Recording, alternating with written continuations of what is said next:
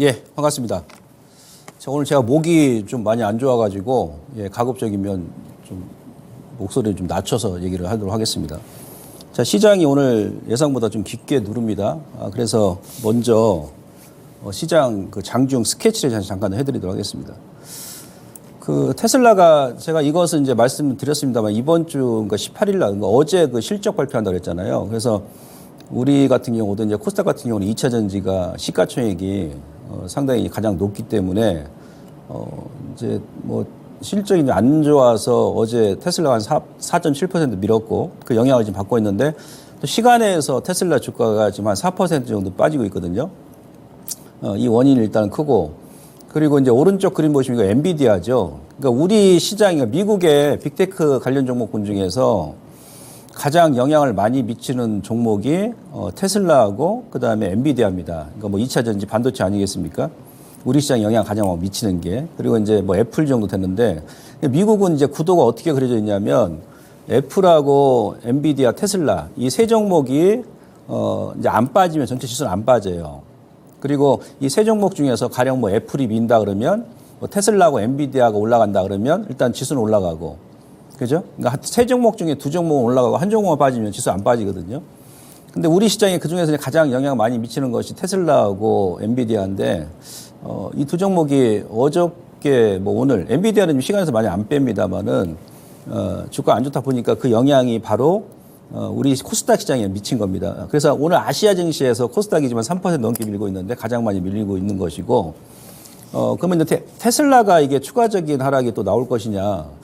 지금 엔비디아도 마찬가지. 약간 정치적인 문제가 지금 개입돼 있어요. 그러니까 이번에 엔비디아가 주가 하락이 나온 것은 엊그저께 미국의 상무장관이 반도체 그 중국에 대한 그러니까 엔비디아의 저사용 그 반도체까지도 지금 규제를 한다고 그랬잖아요. 그 다음 달에 미중 그 정상회담이 지금 대기돼 있고 확정은 아닙니다만 지금 물밑 교섭하지 않습니까? 저는 개인적으로 뭐 정치적으로 좀 기싸움을 좀 하고 있는 게 아닌가 그렇게 판단이 되고, 테슬라 같은 경우도 우리가 그 지난주에 에코프로비엠 실적 발표했는데 3분기 실적이 어닝 쇼크였잖아요. 근데 4분기에는 이제 영업이익이 다시 1,000억대 이상 회복을 할 것으로 지금 기대하고 있죠. 그래서 그날 실적 발표하고 나서도 아침에 개파락 나오고 오후장에 좀 올렸지 않습니까? 테슬라도 아마 그런 영향을 좀 받지 않겠나 이렇게 판단해 볼 수 있겠고, 그 다음에 제가 지난 시간에도 미국의 그 10년물 국채 수익률이 좀 안정화돼야 된다 그런 말씀을 많이 드렸었는데 불행히도 이제 국채 수익률이 안정화는커녕 지난 고점 4.8을 어제 또 돌파했어요. 그죠? 그래서 어제 4.96에 일단 마감했습니다. 그리고 오늘 지금 우리나라 10년물 국채 수익률도 4.3을 장중에 지금 터치했지 않습니까? 이게 가장 먼저 안정이 돼야 되는데 오늘 새벽에 미국에서 어떤 일이 발생했냐면 금액은 크지가 않아요. 미국에서 계속 이제 국채를 발행을 해야 된다고 그랬습니다. 연말까지. 그래야 지난 6월 달에 부채 한도 협상 이후에 미국의 재무부에 금고에 현금이 하나도 없었잖아요. 200억 달러밖에 없었거든요. 그래서 올 연말까지 1조 4천억 달러 국채 발행을 해가지고 그걸 가지고 이제 예산 투입을 하는 것이죠. 근데 10월 달에, 그러니까 9월 달에 가장 많이 국채 발행이 이루어졌을 거라 보고 있고, 어제 그 20년물 국채 발행했는데 금액은 크지가 않는데, 근데 이전에 발행했을 때 이자가 4.59였어요. 4.59인데 어제 발행한 국채는 이자가 5.24까지 튀어버렸습니다. 0.65%포인트 튀어버렸거든요. 급등이 나와버린 거예요. 그러다 보니까 어제 또 10년물 국채 수익률도 4.96까지 튀어 올라간 것이고, 그 다음에 두 번째 이제 10년물 국채 수익률이 또 올라갔던 이유가 뭐냐면 엊그저께 미국에서 소매 판매 발표가 있었잖아요. 소매 판매 발표가 있었고 어제는 신규 주택 착공 건수가 있었지 않습니까? 근데 소매 판매 같은 경우는 원래 시장 예상치가 전월 대비해서 0.3% 증가할 것으로 예상을 했는데 예상치를 훨씬 뛰어넘었습니다. 0.7이 나와버렸어요. 0.7이. 그러니까 시장에서는 이거 뭐야? 물가가 지금 올라가지고 소비가 좀 많이 죽을 줄 알아서 이제 인플레이션 우려가 좀 낮아질 줄 알았는데 소매 판매가 또 늘어나 버렸네. 그러다 보니까 또 이제 금리 인상 또 우려감이 생겨버리고 인플레이션 또 우려감이 생겨버리죠. 물가 이렇게 비싼데도 뭐 계속 소비가 이루어지니까 이런 우려를 자아냈어요. 그리고 오늘 같은 경우도 이제 어제 그 신규 주택 착공 건수가 발표를 했는데 시장 예상치보다는 좀 낮게 나왔는데 전월 대비해서 높게 나왔거든요. 근데 이 수치를 우리가 잘 볼 필요성이 있다는 얘기죠. 무슨 얘기냐면 그 소매 판매 같은 경우는 예상치보다 0.4%포인트 높게 나왔는데 이건 명목 소비라는 얘기죠. 명목 소비. 표면적으로 높게 나온 것이다. 근데 미국의 실질 소비는 제자리라는 얘기예요. 늘어난 게 없습니다. 미국의 실질적인 소비는 계속 개걸음 패턴입니다. 이게 무슨 얘기냐면 그동안에 물가가 많이 올랐잖아요. 예를 들어서 우리나라 같은 경우도 지난달부터 기업에서 계속 꾹꾹 참고 있다가 갑자기 막 우유값도 올리고 뭐 분유값도 올리고 서울우유 같은 경우도 아이스크림 올라가고 다 올라가지 않습니까? 그러다 보니까는 소비자들 입장에서는 그 실질적으로 소비는 올라갔는데 어떻게 소비가 늘 수 있겠습니까? 그렇잖아요. 소비는 일단 그 줄었다든지 아니면 제자리인데 물가 가격, 제품의 가격 자체가 오르다 보니까 소비가 늘어난 걸로 표시가 되는 거예요. 숫자상으로는, 수치상으로는. 그래서 명목 소비는 늘어난 걸로 돼 있습니다만은 미국의 실질 소비는 지금 제자리입니다. 그러니까 표면적으로 수치만 늘어난 거예요. 가격이 오르니까 똑같은 거, 동일한 거 제가 뭐 커피를 한 잔 사더라도 지난달에 1,000원에 샀는데 이번 달에는 2,000원이 돼 버렸어요. 그래서 2,000원이 되니까는 지난달에 이제 두 잔을 마셨는데 이번 달은 이제 비싸니까 한 잔만 마셨어. 양은 한 잔만 마셨어도 소비는 지난달과 동일하죠. 2,000원 썼으니까. 이런 개념이란 얘기죠. 그래서 좀 착시 효과가 있다. 그리고 주택 착공 건수 같은 경우도 이것도 실질적으로 이제 신규로 지금 허가를 내준 게 아니고 그 전에 이제 허가 내준 것을 신축, 건축 허가 내준 것이 늘어난 게 있는데 그게 이번에 이제 추세에 잡힌 겁니다. 다음에 발표할 것은 이제 많이 감소할 가능성이 높겠죠. 그래서 이 세 가지 원인 때문에 어제 미국의 10년물 국채 수익률이, 그러니까 첫 번째 어제 새벽에 발행했던 20년물 국채 발행 이자가 그 전에 발행했던 것보다도 대폭 상향된 0.65%포인트 뛰면서 올라갔고, 두 번째는 그저께 소매 판매가 이거 뭐 착시 효과입니다만은 표면적으로 늘어났다. 그 우려감 때문에 그런 것이고, 그다음에 우리처럼 이걸 해석할 수 있는 사람들은 이거 뭐 별거 아니잖아. 그럼 다음 달에도 줄 수도 있는 거 아니냐. 이렇게 하는데 일반인들은 그렇게 해석을 안 하는 거죠. 세 번째도 이제 어제 발표했던 주택 착공 건수가 증가했는데 이거는 그전 허가 내준 것이 이번에 잡힌 것이라는 얘기죠. 장중에 지금 보니까는 코스닥 같은 경우가 하락 종목수가 1,450개입니다. 그죠? 자, 보시면 1,450개 정도 지금 하락 종목수가 잡히는데 이게 그 제가 데이터를 계속 뽑는데요. 1,457개입니다. 현재 시간이 2시 18분 넘어서고 있는데 역대급입니다. 그러니까 이렇게 많이 빠진 적은 없어요. 네, 역대급. 제가 봤을 때는 역대급이거든요. 종가상으로 이제 어떻게 어느 정도 이제 하락하고 마감할지 모르겠습니다만은 지금 1,450개. 그러니까 아침부터 동시효과 때부터 1,400개 하락 출발해가지고 잠깐 1,300개 초반까지 줄었다가 다시 늘어나죠. 코스닥이 지금까지 개장하고 나서 이렇게 많은 종목수가 현재 시간까지 2시 20분 지나서고 있는데 하락이 나온 게 처음이에요. 이제 이런 게 뭐냐면 단기적으로는 약간 이제 위험합니다만은 이런 이제 나중에 뒤집혀 버리면 어떻게 됩니까 이제? 예, 또 이제 강한 또 이제 기회가 되겠죠. 예, 그 부분을 일단 참고하시면 될 것 같습니다. 자, 오늘 시장 강의는 예, 제가 지난주에도 여러분들께 뭐 2주 전에도 세일 클라이맥스 구간이다. 이제 그런 말 들으면서 반등을 기다리시라고 말씀드렸는데 지난주에 반등이 나왔다가 이번 주에 다시 한번 특히 오늘 같은 경우 많이 빠지고 있는데 흔들리지 마십시오. 예, 흔들리지 마시고 4분기 지금 저가 매수 기회다라고 생각하시고 주식 지금 뭐 고점에서 많이 보유하신 분들은 그대로 보유하시고 회사 괜찮으면 현금 있으신 분들은 제가 여러 차례 이제 말씀을 드렸습니다만은 누구도 저점을 한 번에 잡지는 못합니다. 근데 여러 가지 데이터를 통해서 이 정도면 시장이 한 80~90% 빠졌다 그러면 이제 분할로 들어가는 거죠. 어떻게 이제 발 뒤꿈치에서 한 번에 다 매수합니까? 신도 그렇게 할 수가 없어요. 아시겠죠? 절대 흔들리지 마시고 오늘 제 강의 내용을 한번 잘 들어보세요. 왜 제가 그렇게 말씀드리는지. 이것도 제가 그 2주 전에 말씀드렸던 것 같은데 지금 작년에 이제 10월달 이게 이맘때죠.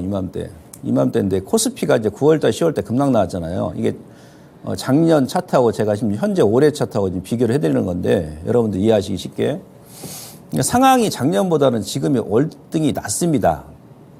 예, 제가 2주 전에도 작년과 올해 현재 뭐 중동 전쟁 발발하고 나서 경제 지표, 물가 지표, 그다음에 수급 분석, 뭐 이자 금리 분석, 그다음에 이제 그 당시 작년 같은 경우 뭐 중국이 어떤 상황이었었고 다 비교를 해드렸잖아요.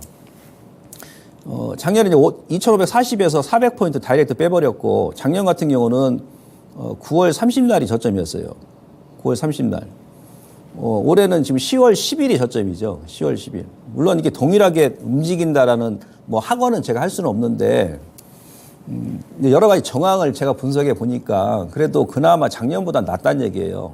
여러 가지 상황 자체가. 그러나서 이제 그러니까 2주 조금 넘게. 그러니까 여기서 우리가 예시당초에 V자로 이렇게 외바닥으로 V자로 쏠 거라고 생각 안 했습니다. 누구도 그렇게 생각 안 했을 겁니다. 그죠? 이렇게 급락이 단번 나오면 최소한 뭐 이중 쌍바닥 내지 아니면 뭐 코스닥처럼 오늘 저점을 다시 깨면서 역 헤드앤숄더 이렇게 머리를 만들고 이런 뭐 패턴을 만든다든지 아니면 거래소는 아직 저점 안 깼으니까 뭐 쌍바닥 정도 최소한 쌍바닥 정도 아니면 뭐 쓰리바닥 뭐 이 정도는 다들 생각하시겠죠. 주식 좀 하신 분들은. 작년 같은 경우 시기적으로 그 한 2주 조금 넘게 쌍바닥을 그려 나가는 과정이 펼쳐졌었거든요. 그래서 9월 30날 1차 저점 나오고 10월 12일 날 저점 나왔으니까 거의 한 2주 조금 넘었을 겁니다. 그러나서 다시 한번 급반등을 유도했죠. 올해 같은 경우는 작년보다 열흘 늦게 저점이 나왔지 않습니까? 그러면 뭐 작년 기준으로 본다 했을 때 그러니까 올해 우리나라 경제 상황, 그다음에 지금 현재 코스피 지수의 밸류에이션 측면, 그다음에 수급 분석, 금리 다 제가 감안해가지고 봤을 때는 작년보다 그래도 많이 좋으니까 뭐 작년 기준에서 기술적으로 본다는 얘기예요. 10월 10일이면 한 열흘 정도, 12일이니까 다음 주, 그러니까 이번 주, 그러니까 다음 주 정도 가서 이제 쌍바닥이든지 아니면 뭐 들림 쌍바닥이든지 그런 패턴이 나온다는 얘기입니다. 그러니까 이번 주는 다음 주까지 이 시장이 기술적으로 쌍바닥을 만들어 가정 가운데 그 중간 주간이라는 얘기죠. 그래서 제가 여러분들께 유튜브 공개 방송에서도 올라가면 매수하지 마시고 밀 때만 여러분들께서 다음 주 중반까지 분할로 접근하시라고 말씀드렸던 내용이죠. 그래서 그동안 계속 제가 지난주부터 그렇게 말씀드렸지 않습니까? 그러한 지금 모형이 나오는 거예요. 그런 모형이 나오는 가운데서 하필이면 그 미국 시장에서 우리 시장에 영향을 가장 많이 미치는 테슬라하고 엔비디아가 특히 엔비디아 같은 경우는 정치적인 악재 때문에 우리 시장의 코스닥을 오늘도 한 번 더 미는 것이죠. 이렇게 이해하시면 됩니다. 그래서 뭐 시장은 지금 전반적으로 제가 보건대는 다른 지표가 좀 나아졌으면 나아졌지 나빠진 건 없다. 지수만 좀 더 뺐을 뿐이지. 그렇게 이해하시면 될 것 같고. 자, 그 다음에 시장이 우리가 제가 지난주에 코스닥 같은 경우는 다시 한번 그림 보여드리겠습니다. 이 그림 제가 한번 보여드린 적 있어요. 시장이 많이 충격이 나왔을 때 어떤 업종이 가장 강했고 어떤 종목이 강했는지 이따 그 강의 후반에 제가 또 설명드리겠습니다만은 지난주에 제가 기준했을 때는 반도체가 그나마 가장 강했다 그랬죠. 반도체가 이제 그나마 가장 안 밀렸었다. 그리고 나서 이제 제약바이오가 이제 중간 안 밀렸었는데 이번 주에 갑자기 확 밀어버리죠. 어제 유한양 그 영향 때문에. 그리고 2차 전지가 가장 안 좋았는데 2차 전지 지난주 반등 나고 이번 주 다시 한번 눌림을 주지 않습니까? 반도체가 일단은 현재 시장에 이제 소위 얘기하면 뭐 치고 가진 않는다 하더라도 시장보다 강한 주도 업종이다. 이렇게 이제 우리가 평가를 할 수 있겠죠. 그러고 나서 이제 우리가 하이닉스하고 삼성전자 보는 거예요. 그 삼성전자 하이닉스 같은 경우는 코스피 지수하고 동행하면서 움직입니다. 다소의 이제 시차는 있습니다만은. 그럼 이들 종목을 봤을 때는 우리가 지수도 이제 향방을 우리가 가늠해 볼 수 있다는 얘기예요. 삼성전자 같은 경우도 2018년도 이후에 보시면 코스피 지수와 동일하게 움직입니다. 녹색 선이 삼성전자고, 분홍색 선이 코스피 지수인데, 만약에 삼성전자 못 가면 코스피 지수 못 간다는 얘기죠. 그 얘기는. 뭐 하이닉스도 마찬가지고. 근데 여러분들 뭐 상징 생각해 보세요. 지금 뭐 디램 반도체 가격은 어제 그저께 이제 하이닉스가 신고가 나왔던 것이 낸드 쪽에서는 아직은 이제 적자가 예상되는데 이제 디램 쪽에서는 흑자가 지금 예상된다고 하지 않습니까? 반도체는 또 4년 사이클이거든요. 2011년도에 1월 달에 삼성전자가 고점 나왔잖아요. 정확히. 내년이면 4년이거든요. 그럼 보통 이제 4년 사이클이면은 특히 이제 짝수년도에는 무조건 강합니다. 그래서 3전하고 만약에 지수가 못 간다 그러면 하이닉스가 못 갑니다. 그리고 여러분들 그 실적을 지금 보시더라도 삼성전자 같은 경우는 올해가 2011년도 이후 지금 2023년이니까 12년 만에, 그러니까 2011년도에도 삼성전자 실적 영업이익이 16조였어요. 16조. 근데 올해는 지금 7조 원이죠. 연초만 하더라도 한 12조 예상했다가. 근데 내년에는 영업이익이 최소한 30조 이상 지금 기대하고 있지 않습니까? 뭐 주가에 못 가겠습니까, 여기서? 뭐 하이닉스도 마찬가지고.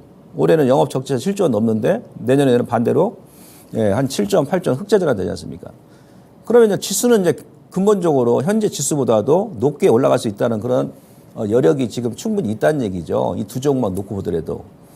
그 하이닉스 같은 경우도 지금 보시면, 얘는 이제 뭐 2010년도부터 지금 한 13년 동안의 주가 동향 보시면, 코스피하고 다수의 이제 뭐 이격차는 있고 기간차는 있습니다만은 결과론적으로는 뭐 12년 동안의 동향 보게 되면, 지수가, 하이닉스가 못 가면 지수가 못 가고, 3년 하이닉스가 가게 되면 가치 지수도 올라간다. 다수의 이제 격차는 시기적인 어떤 이격은 있습니다. 기간 차이는 있습니다만은. 그래서 하이닉스 같은 경우도 직전 고점까지 올라왔잖아요. 그럼 이 얘기는 결국 이제 코스피도 같이 따라 움직일 가능성이 높다. 이렇게 평가를 할 수 있겠죠. 그래서 일단 지수가 지금 현재 구간에서는 역시나 4분기를 겨냥해가지고 저점 구간은 맞다. 그 외에 이제 지표를 제가 설명을 드리겠습니다만은 이런 상황이고, 단지 제가 앞서도 말씀드렸습니다만은 그 다음 주까지 아까 이제 쌍바닥 패턴 정도 예상했다라고 제가 말씀드렸는데, 여러 차례 제가 이제 지난주부터 공개 방송에 계속 말씀드렸었어요. 지금은 코스닥도 그렇고 뭐 코스피도 그렇고 제가 보건대는 개인 투자분들께서 매수를 하셔도 됩니다. 이 정도 지수 때 매수 안 하면 어디서 합니까, 그러면? 그렇잖아요?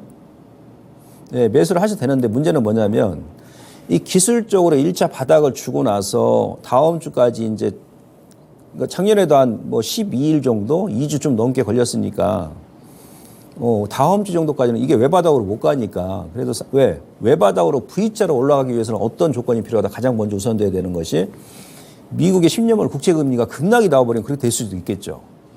그럼 미국의 빅테크 급반등 나올 것이고, 뭐 우리 시장도 마찬가지, 2차전지 포함해가지고 반도체, 제약바이오도 급반등이 나오겠죠.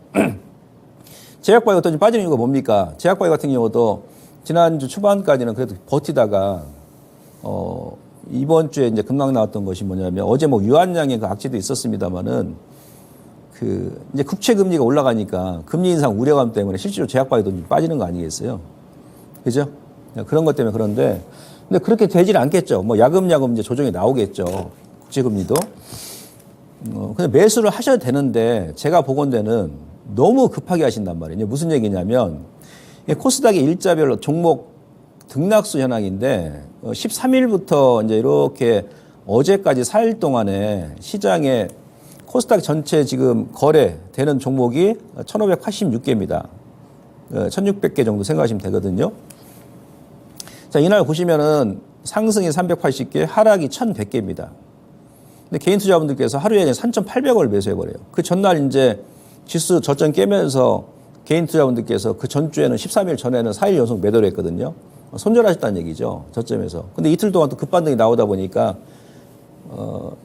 그 전에 손절하고 나서 계속 찌글찌글 전립선형 패턴으로 뭐 흘러내린다든지 지금처럼 더 빼버리면 그 위에서 전전주에 손절하셨던 분들은 그래, 심리적으로. 여기 손절 잘했어. 지수 더 빼잖아. 종목 더 빼잖아. 네. 이렇게 이제 뭐 위로를 좀 자기 자신이 찾을 수 있는데, 매도하고 났는데 이틀 동안 지난주에 그냥 급반등이 나버리니까, 이제 좀 어찌 보면 좀 억울하기도 하고, 이제 뭐 마음이 급해지겠죠. 손실 난 거 다시 또 바로 이제 회복하려고 급하게 서두르겠죠. 그러니까 이렇게 들어오시는 거거든요. 그 다음날 보시면은, 그 다음 종목도 그냥 1,100개가 막 또 하락이 나오고, 16일도 보시면 하락 종목 수가 1,200개, 장중에 1,300개 넘었습니다. 이날도 개인 투자분들께서 장중에 한 1,500억 매수하다가 오후장에 이제 좀 매수 금액을 줄인 거예요. 한 500억, 한 700억 정도. 그리고 이제 17일하고 어제까지 보시면 반대로 그 전날 1,200개 하락인데, 이날은 또 아침부터 동시효과에 거의 한 1,200개 상승으로 출발했어요. 그러니까 또 이제 장중에 한 1,200~300억 매도하시다가 종가에 900억, 1,000억 조금 안 되게 매도하셨고, 어제 같은 경우도 또 1,000개가 또 넘게 아침부터 빠집니다. 그러니까 당일날 지금 보면요, 종목이 오늘도 뭐 1,400개 지금 빠지잖아요. 1,000개 이상 빠지는 것은 이제 아주 자연스럽게 돼버려. 이게 무슨 얘기예요? 엄청 변동이 심하다는 얘기죠. 엄청. 그리고 이제 금액도 우리 개인 투자분들께서 거래소보다 배팅을 더 많이 하는 코스닥 쪽으로. 좀 급하게 하신다는 얘기예요. 지금은 이제 매수할 수 있는 그런 자리인데 다음 주까지 완만하게 이제 우리가 쌍바닥 주는지 여부를 보면서 분할로 좀 접근하시면 되는데, 예, 그 전전주에 이제 손절 좀 하신 분들은 급하게 하시는 것 같아요. 제가 봐서는. 그게 왜냐하면 이 종목 수, 하락 종목 수와 상승 종목 수에 나타나거든요. 그 심리가 그대로 대변이 되는 거예요. 그 배팅하는 금액도 마찬가지고. 그래서 이제 서둘지 마시고 이렇게 이제 하락이 나올 때 좀 분할로 접근하시면 크게 무리가 없고, 그런 가운데서 이따 제가 또 이제 그림 보여드리겠습니다만은 지금 거래 대금도 거의 그 가뭄에 논바닥 갈라지듯이 거래 대금이 안 나오잖아요. 거래량도 그렇게 안 나오고, 어떤 뭐 재료가 있다든지 뭐 특정 이슈가 있는 종목 위주로만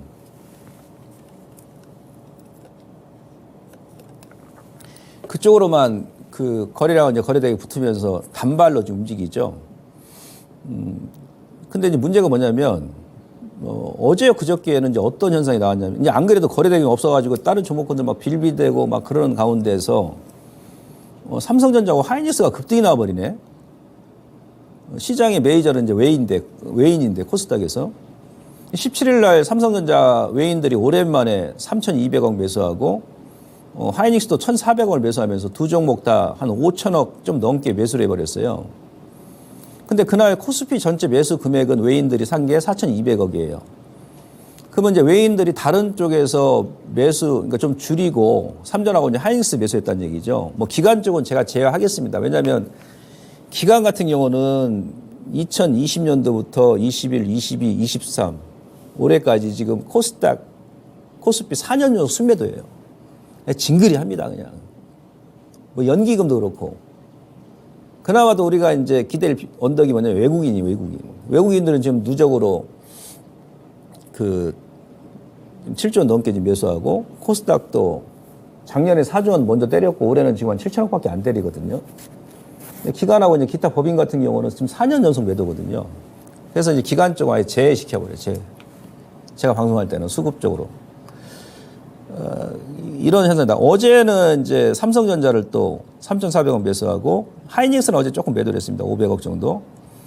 근데 어제 이제 코스피 전체 매수한 게 외인들이 3,400억이에요. 삼성전자 3만큼 샀죠. 누적으로 한 600억 정도 더 매수했다고 보는데, 이것도 이제 문제가 되는 것이, 안 그래도 이제 거래 대금이 없는데, 우리가 7월 달도 그랬잖아요. 그때는 2차 전지가 급등 나왔을 때, 이제 그쪽으로 자금이 다 쏠려버리니까 다른 종목군들은 2차 전지 올라가면서 지수는 올라가는데, 코스닥 특히 다른 종목군들은 다 빼버리죠. 지수 올라가는데. 그 당시에 막 코스닥의 소형업종 같은 경우는 종합 코스닥 대형 지수는 급등 나오는데 소형 지수는 뭐 4% 급락이 나버렸죠. 그런 현상이라니. 지금 반대로 거래 대금이 없는데 외인들이 그나마 이제 매수해 주는 건 좋아요. 그나마. 왜? 삼성전자하고 이제 하이닉스를 먼저 올려야, 그래야 지수가 바닥을 탈피할 거 아니겠습니까? 그런 의도는 좋으나, 근데 너무 또 이제 한쪽으로 쏠려버리니까 다른 쪽은 또 거래 대금 안 나오고 거래가 안 나오니까 더 찌글찌글한 거예요.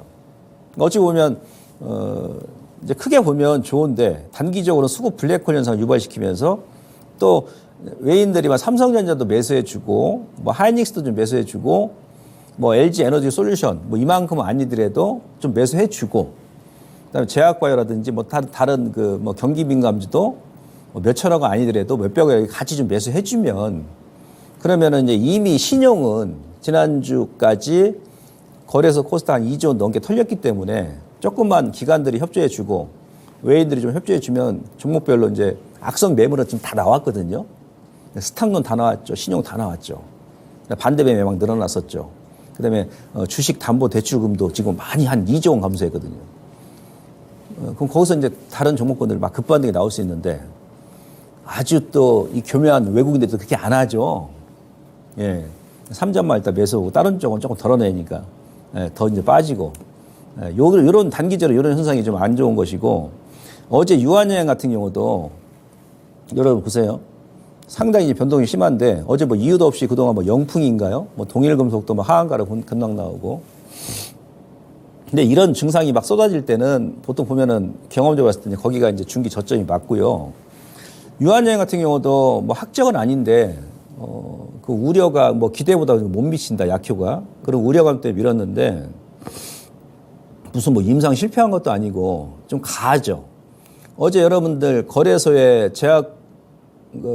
제약업종 전체 매도액이 얼마냐면 한 1,300억 됩니다. 1,300억. 근데 그 중에서 기관들이 이제 1,300억을 매도했어요. 어제 기관 쪽에서 제약업종을 1,300억을 매도해서 엄청나게 때린 겁니다. 사실은. 장도 안 좋은데. 근데 이제 그 중에서 유한양행 매도한 금액만 거의 한 890억이에요. 그리고 이제 기관 쪽에서 때리니까 또 외인들 입장에서는 또 노스컷 기준이 있잖아요. 기관도 그렇고. 뭐 일부는 매도해야 돼. 그러니까 유한양행 같은 경우도 외국인들이 어제 한 200억 때리고. 그러니까 전체 기관에서 1,300억 매도를 했는데 유한양행 한 종목에만 900억 넘게 때렸단 말이에요. 1,130억인가 한번 때렸는데 거의 한 80% 이상 한 종목 집중돼 버렸어. 그러니까 아무 이유도 모르고 그냥 뭐 한미 약품이라든 한미 사이언스 같은 경우도 이거 시가총액이 뭐 4조 원 이상 되는 기업들이 고작 기관하고 외인들 한 7만 주 때리니까 이틀 만에 막 거의 10% 밀어버리고 다른 코스닥의 제약바이오 업종 같은 경우도 뭐 이유도 없이 그냥 막 밀어버리죠. 그러니까 이것도 지금 상당히 지금 수급 블랙홀 현상 유발시킨다. 안 그래도 지금 다른 쪽에 거래되고 안 나가지고 빌빌대고 있는데 저렇게 막 과도하게 때려버리니까 안 빠지겠냐고 다른 종목군들이. 그렇잖아요. 그 기관 투자자들이 도움이 되는 게 하나도 없어요. 보면 4년 동안 어떻게 4년 동안을 때립니까? 4년 동안을. 그 다음에 2차 전지가 제가 지난 시간에 이제 공매도 그 물량 분석해드렸습니다만은 이제 지난주부터는 좀 줄었어요. 줄었는데 이번 주 들었으니까 또 한 20% 에코프로 비행 같은 경우 또 상회를 하거든요. 그러거나 말거나 일단 3분기 실적 발표했고 그다음에 4분기 실적은 다시 이제 뭐 2분기, 1분기 실적처럼 뭐 영업이익 자체가 뭐 1,000억대 이상으로 좀 회복할 것을 기대하니까 현재 구간에서는 공매도 세력들도 과도하게 이제 무리하게 때리지 못합니다. 그리고 코스피도 마찬가지고 그저께 어저께 이제 삼성전자 하이닉스 들어 올리면서 외국인들이 시장에 어떤 시그널을 보냈잖아요. 여기서 잘못 해버리면 공매도 세력들도 이제 당하거든요. 크게. 공매도 메이저 세력들도. 파생하는 애들도. 그래서 아마 2차 전지도 제가 봐서는 뭐 이후에 이제 그러니까 시장 변동성 때문에 애플의 뭐 그런 영향 때문에 다소의 이제 변동성이 있는데 현재 구간에서 뭐 추가적으로 뭐 급락 나오고 뭐 그럴 일은 없을 것이다. 그리고 반대로 지금은 이제 쇼커버도 또 유입이 될 수도 있다는 얘기예요. 어느 순간까지 공매도가 계속 나와가지고 주가가 계속 하락하가지고 더 이상 이제 빠질 자리가 없다. 기술적으로 보나 뭐로 보나. 네, 그랬을 때는 이제 반대로 쇼커버 현상이 유발이 되면서 급등이 나올 수도 있는 또 그런 위치에 좀 들어서고 있다. 그렇게 여러분들께서 이해를 하시면 될 것 같습니다. 자, 그리고 이제 제가 말씀드렸던 이유가 이거죠. 아까 말씀드렸던 거래대금. 그 단기적으로는 이제 지금 또 이제 위기인데 뭐 중장기적으로 어차피 이제 지금은 4분기잖아요. 4분기. 그리고 내년 또 이제 1분기 실적, 내년 실적 보고 이제 우리가 주식 매매하는 거 아니겠습니까?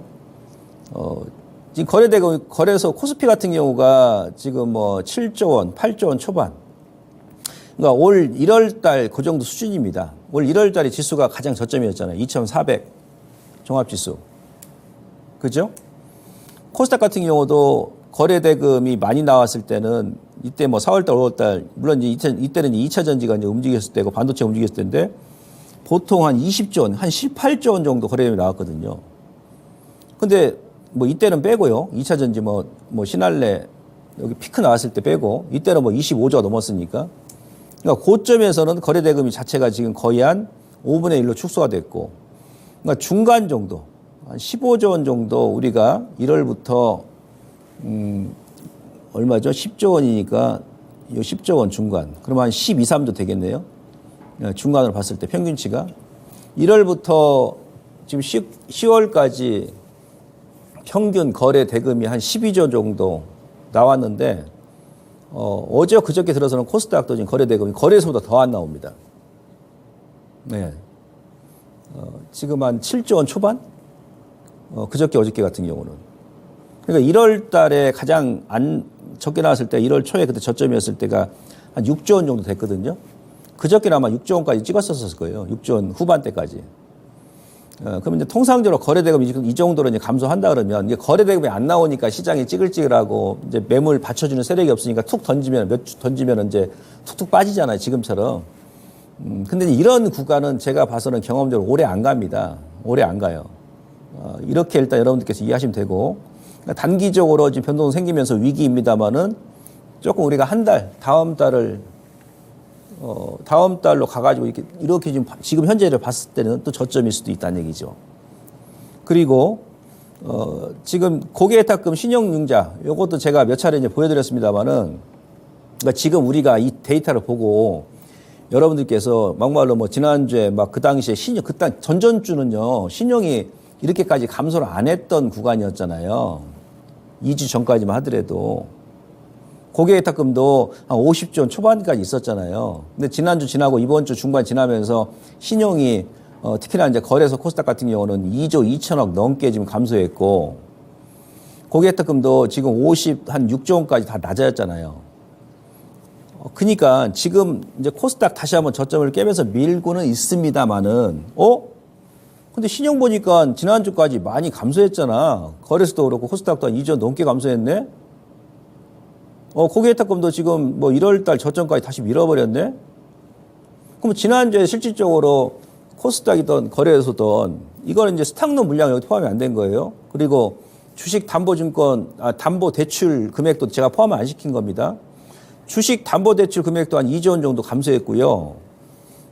지금 신용이 한 2조 한 2, 3천억 감소했다 그러면 아마 스탁론 같은 경우도 스탁론 데이터가 안 잡히니까 최소만 5천억, 7천억 이상 감소했을 겁니다. 그러면 적어도 지난주 1차 지수가 하락 나왔을 때 10월 10일까지 그 다음에 이제 지난주 말까지 신용이 악성 매물이 한 3조 원 가까이 감소했다는 얘기거든. 3조 원 정도. 이미. 예. 그러니까 여기서 이제 한 번 더 오늘 뭐 테슬라, 엔비디아 때문에 코스닥이 저점 깬다 해가지고 여기서는 추가적으로 악성 매물이 크게 나올 게 없다는 얘기예요. 이런 경우는 이런 자리가 또 오래 가지 않습니다. 아시겠죠? 이렇게 이해를 하시면 될 것 같고 그 다음에 예탁금도 요건 제가 두 개를 같이 보여드리는 거예요. 지표를. 신용이 여기서 뭐 좀 더 줄 수는 있겠죠. 그러나 이제 5월 저점까지 왔고 그리고 이제 고점에서 작년 같은 경우도 10월달, 9월달 여기서 급락 이때는 한 3조 원 조금 못되게 감소했을 겁니다. 작년 9월, 10월달 그때 엄청 많이 막 뺐잖아요. 근데 이번에 2조 2천억까지 감소했으니까 작년보다는 좀 덜한데 근데 작년하고 지금 현재 우리나라 경기 상황하고 기업들 실적을 비교할 수가 없지 않습니까? 예탁금도 마찬가지예요. 보통 예탁금이 이제 저점이면 주가도 저점이 많이 나오는 경우 많이 있잖아요. 신용도 지금 그런 상태고. 자, 그리고 이제 코스피하고 요 예탁금을 제가 같이 이렇게 비교를 해드립니다. 통상적으로 그러니까 여러분들께서 그 지수를 이제 저점과 고점을 예단할 때 사실 이제 예탁금만 봐도 우리가 얼추 알 수 있거든요. 예탁금. 그동안 뭐 3년 동안에, 2년 동안에 추이를 보게 되면 예탁금이 저점일 때 지수가 저점 나오고 이때도 마찬가지죠. 여기서도 마찬가지고, 요때도 마찬가지고, 5월 달에도. 지금도 이제 예탁금이, 작년 10월 달하고 1월 달 라인까지 한 1조 원 정도? 1조 원 정도 더 빠진다 그러면 가령, 6조 정도 되는데, 그 정도까지 오거든요. 이 정도 예탁금 이제 감소하게 되면 또 새로운 자금이 들어오고, 그렇습니다. 그리고 이제 지수도 보통 보면은 예탁금하고 신용하고 동행해서 움직이기 때문에 그런 구간에서는 예탁금이 많이 감소한 구간에서는 저점이 나오더라. 이렇게 볼 수 있겠고요. 자, 신용도 마찬가지입니다. 신용도 지금 보시면 이미 이제 지난주 후반? 아니, 이번 주 초반까지 앞서 말씀드린 대로 3조 원 조금 안 되게 지금 매물이 지금 소화를 이미 했어요. 시장에서. 현재 구간에서는. 예탁금 신용하고 이제는 신용이 좀 늘어도 상관없어요. 왜? 신용이 늘 때 또 지수가 움직여요. 특히 코스닥 같은 경우는. 그래서 이번 주 초반, 지난주 후반까지 신용이 코스닥에서만 한 1조 한 3천억 넘게 감소를 했기 때문에 이제는 이제 신용이 좀 늘어주면 이제 코스닥도 지수하고 병행해서 같이 움직일 거는데 올라갈 수 있다는 얘기죠. 그러니까 악성 매물이 좀 많이 해소가 됐습니다. 이런 부분을 이제 우리가 생각하셔야 될 것 같고요. 그리고 이제 ADR. 예, 죄송합니다. 목이 좀 잠겨가지고. ADR 같은 경우도 오늘 보니까 장중에 또 60대 초반까지 밀었을 것 같아요. 3년 동안에 이제 ADR 지표를 보게 되면 그러니까 뭐 한 50 중반까지 이번이 네 번째 한 60대 초반까지 미는 구간이거든요. 2주 전에 제가 보여드리고 이제 지난주에 한번 급반응 나왔었고 다시 또 원위치했다. 그러니까 이런 구간에서는 설령 지수가 더 흔들린다 해도 이 ADR 지표는 우리가 종목 등락률을 보는 거거든요. 종목별로 돌아가면서 또 이제 반등이 나올 수 있는 그런 시기이기 때문에 현재 구간에서 여러분들 뭐 의미 없는 손절보다는 뭐 지난주처럼 또 반등 기다렸다가 그때 이제 조정이 좋습니다. 그리고 자, 이게 시장이 우리가 빠진다 해가지고 계속 이제 뭐 망연자실하고 뭐 실망할 필요는 없습니다. 왜? 앞서 제가 그랬지 않습니까? 우리가 이제 11월, 12월 두 달 뒤에 가서 이렇게 지금 현재를 돌아보게 되면 또 지금이 또 큰 기회가 되겠죠. 그랬을 때 여러분들께서 그 수급 분석, 기업 분석을 미리 해놓으시고 나서 그들 종목군들이 지금 시장 영향 때문에 빠졌다 그러면 좀 놔두시면 돼요. 주식 뭐 하루 이틀 할 것도 아니고. 그죠? 자, 하이닉스 같은 경우 예를 들어서 이것도 제가 이제 지난 시간에 이제 하이닉스 종목 얘기를 안 했고 이제 이런 유의 종목을 보시라고 했는데 8월 1일부터 종합지수가 꺾였지 않습니까? 그러니까 자, 보세요. 양시장 다 8월 1일부터 꺾였죠, 지수가. 고점이.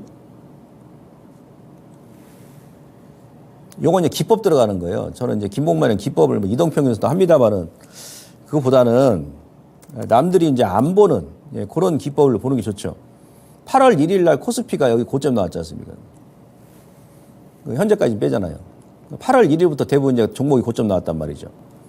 그럼 8월 1일부터 어제까지 수급을 보시면 가령 이제 하이닉스다 그러면 그 중간에 이제 외인들이 좀 매도를 했죠. 하이닉스. 이 빨간색 선이 그러니까 8월 1일부터 9월 초까지 한 달 동안은 외국인하고 기관들은 계속 크게 매수 안 했습니다만은 꾸준하게 매도도 안 하고 매수를 했어요. 개인들만 매도했죠. 근데 9월 11일부터는 외인들이 조금 매도하고 여기서 기관 쪽에서 갑자기 이 하단이 기관입니다. 기관 쪽에서 갑자기 매수 물량을 늘려버립니다. 9월 중순부터. 그러면서 계속 이제 개인들과 외국인들의 물량을 기관들이 받습니다. 결국 돌파시켜버리죠. 하이닉스가. 예, 주가가.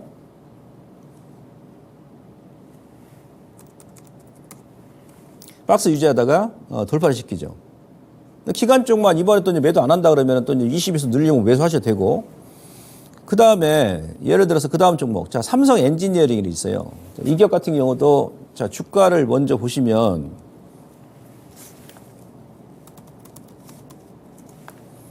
삼성 엔지 같은 경우도 지금 121선까지 이탈했잖아요.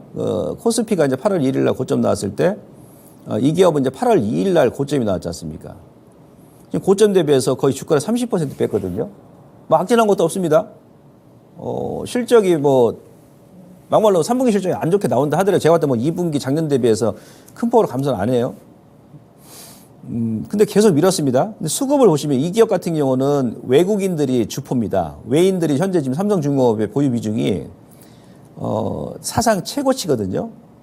그러니까 2007년도 금융위기 때도 아니 그 2007년도 전에 주가 급등 났을 때도 그때도 삼성 엔지니어링 비중 외인들 지분이 한 45%밖에 안 됐습니다. 외국인들 보유율 한번 볼까요? 그러니까 이 기업이 지금 뭐 상장하고 나서 지금 외인들 지분이 52%예요. 52%. 그러니까 2007년도 요때도 뭐 45%, 뭐 17만 원 갔을 때도 뭐 40% 안팎인데 뭐 지금 뭐 주가 오른 것도 없죠. 오른 것도 없으니까 외인들이 지분이 많이 가지고 있어도 팔 것도 없어 지금. 뭐 오른 게 있어야지 자기 사놓고 나서. 그렇잖아요. 근데 주가를 고점에서 지금 한 30% 뺐는데 그럼 8월 1일부터 지금 어제까지 수급을 한번 보자는 얘기예요. 아, 삼성 엔지 같은 경우는 외인들이 주포다. 근데 이 친구들이 끈을 안 놓고 있잖아요, 지금. 시장 밀든지 말든지. 여기서 계속 8월 1일부터 오히려 계속 매수를 하지 않았으면 주가 조정 나올 때도.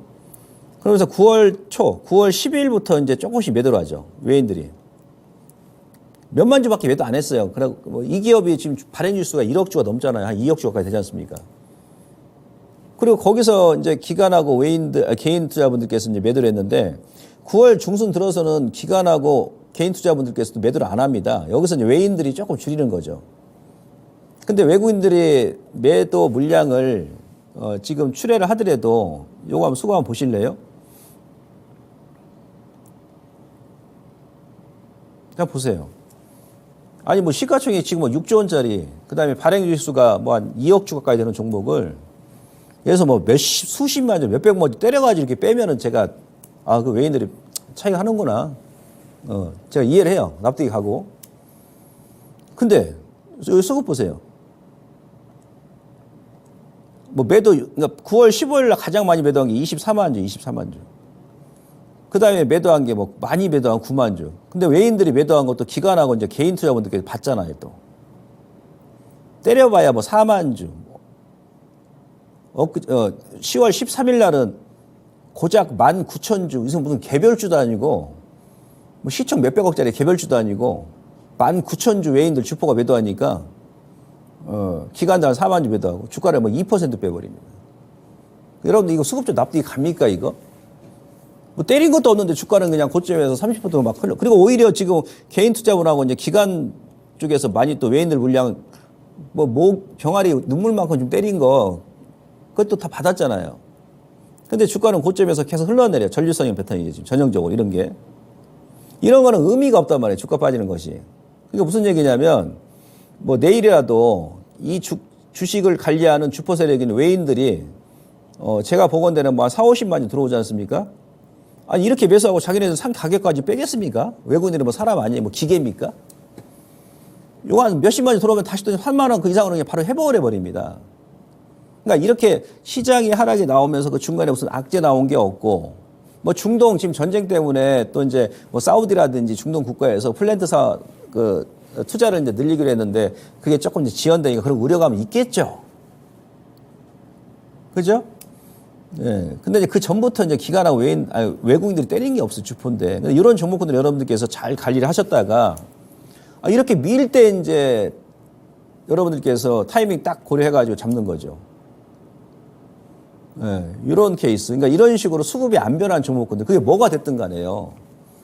그 다음에 이제 뭐 현대차 같은 경우도 마찬가지. 현대차 같은 경우도 8월 1일부터 어제까지 이 기업 같은 경우는 이제 외국인들이 또 주포죠. 외인들이 아주 죽어라고 매수합니다. 근데 현대차 같은 경우는 차트를 보시면 뭐 현대모비스 다 마찬가지예요. 외인들 비중 계속 늘어나고 있고, 요거는 차트를 좀 크게 보게 다시 한번 이제 비중 요거는 제가 제외를 할게요.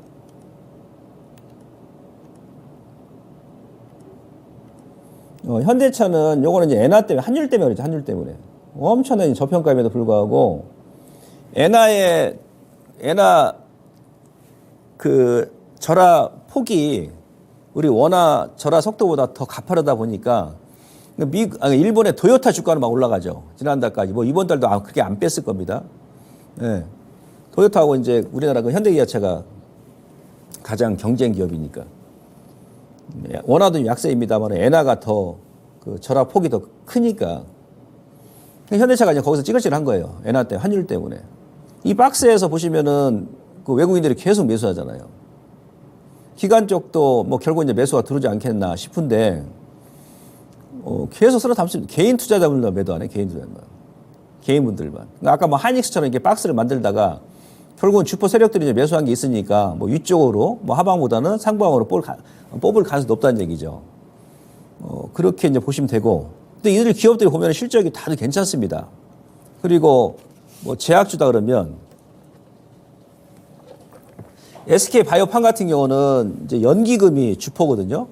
국민연금이. 외인들도 그러니까 8월 1일부터 어제까지 수급 보시면 우리 개인 투자자분들만 매도를 했죠. 개인 투자분들만. 여기 지금 그림 보시면은 실질적으로 개인 투자자분들은 8월 달부터 계속 매도를 했고, 계속 매도를 했습니다. 주가 이제 이따부터 좀 반등이 나오긴 했습니다.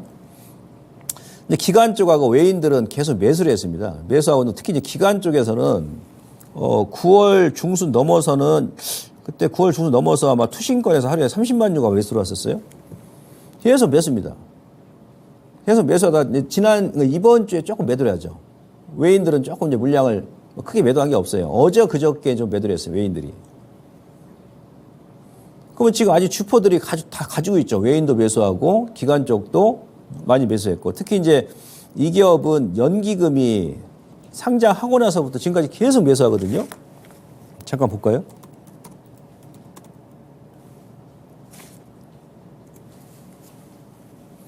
네. 자, 8월 10일 날 일단 고점에 나왔죠. 근데 계속 뺄 때마다 여기서 기관하고 외인들이 계속 매수를 했거든. 계속. 어제 그저께 이제 기관하고 어제 외국인들이 좀 매도를 했죠. 외인들이.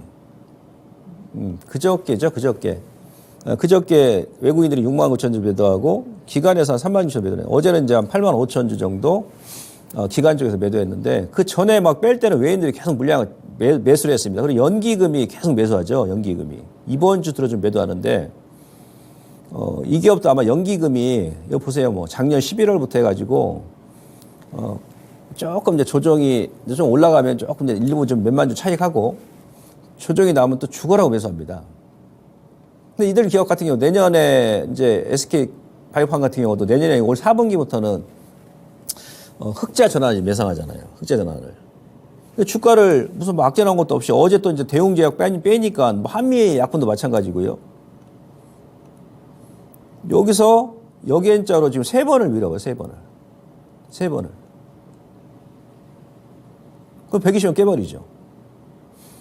예. 근데 이제 월봉 보시면은 이제 약간 이제 조정 나올 자리에 했었어요. 한번 눌렀다가 20개월 돌파하고 나서.